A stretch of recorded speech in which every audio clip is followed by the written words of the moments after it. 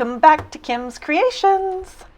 I have in front of you mixed up 4 ounces of resin. The resin that I am using is KS Resin Ultra Clear UV resin, and I'm using Let's Resin Peacock Blue, and it's a resin dye. As you saw from the intro, I made up some silicone shells, and I plan to use those in this mold today. Now, if you missed how I made those shells, please go back and revisit video number 118. I will put that both above on your screen as well as just below so you can catch it.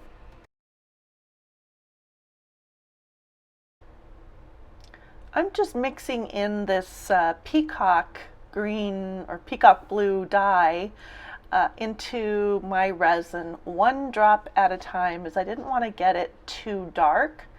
And I probably, in retrospect, should have stopped maybe 1 drop before I actually did.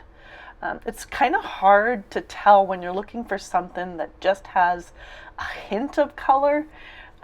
It's hard to restrain yourself from adding more, because when you look at the color on the stick, I mean, it basically doesn't look like there's anything there, but I should have gone off of what was in my cup. Now that can also be deceiving, because it can look much darker in a resin cup than what it will actually be when it's in the mold. So you kind of have to just play around with it until you get it right.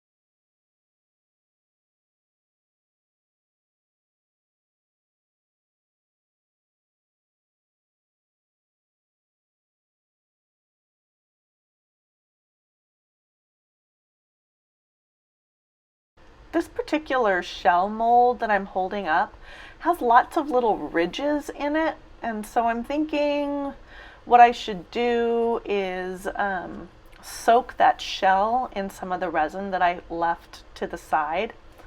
And I also just used the torch there really quickly to pop bubbles that had come up from the resin that I had poured into the mold already. So that's what I'm doing. I'm just kind of painting my shell silicone insert with some of the leftover resin.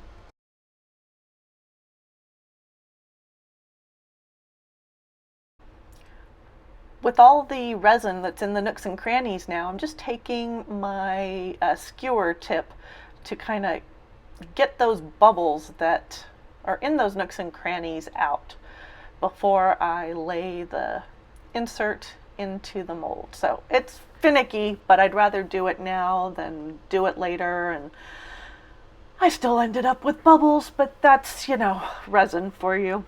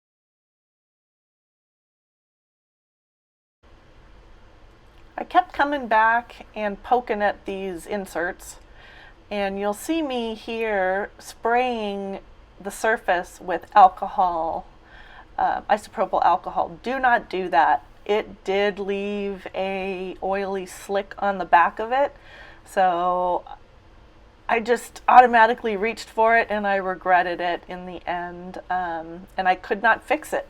I actually tried to sand the bottom of the mold and it did not work. So don't use the silicone, do not use alcohol to spray the back and pop bubbles. And I did that because I had the silicone inserts in there and I didn't want to use the torch anymore. So pick out the bubbles, do not use the spray. And as you can see, I'm still fiddling with these stupid floating inserts.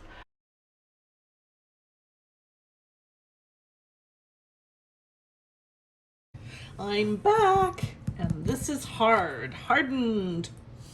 Now, I do see that there's a couple of bubbles that are way down right on the mold surface. So we're gonna have to see about that. But otherwise, let's get these little dudes out. Oh, that was really easy.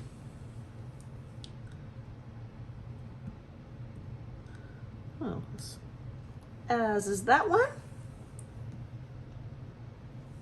They did kind of float around a little bit. Okay, come on.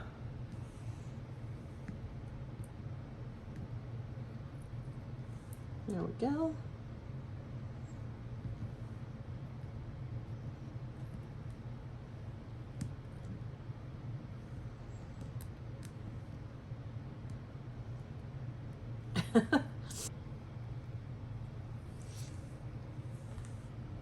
You can see there's a little bit of overflow on that one, so we'll probably have to do that too.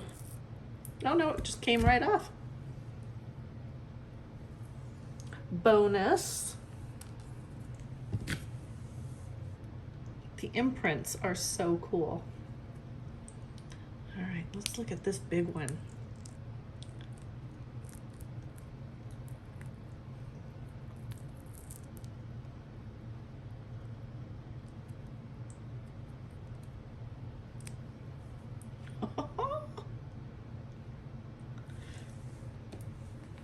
This one's going to be hard because it's mostly under resin. This one could be a pain in the patootie.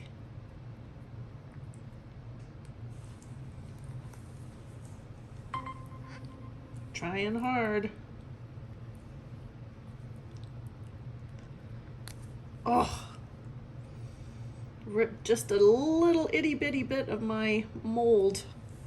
See, it's still in there. So I'm back and I just cleaned up the edges, got some of that silicone that got trapped and broke off out from the pieces, and now let's take it out of the mold.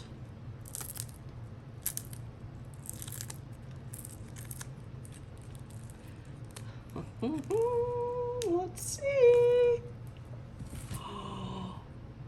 Whoa. Okay, that's really weird. That kind of cloudiness there. Look at that. Those came out so clearly. Now there is that haze. I don't know if you can see it. It doesn't make it quite as clear. And I'm wondering if it might have been from the isopropyl alcohol. What do you think? Do you like it? I absolutely love it. All right. Well, thanks for being here today. If you're new to my channel, please hit that subscription button. And for everyone, hit that thumbs up, and we'll catch you on the next video.